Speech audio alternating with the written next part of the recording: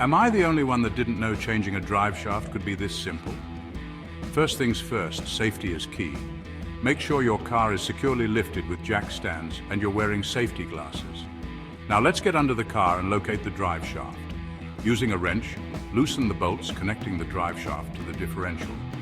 Be sure to support the shaft so it doesn't drop on you. Next, slide the drive shaft out from the transmission.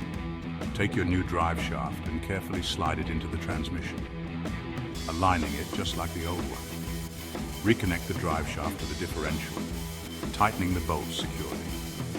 Finally, give everything a once-over to make sure it's all tight and in place. And there you have it. You've just replaced your drive shaft like a pro. Give yourself a pat on the back. Don't forget to lower your car safely and take it for a test drive. Until next time, happy DIYing.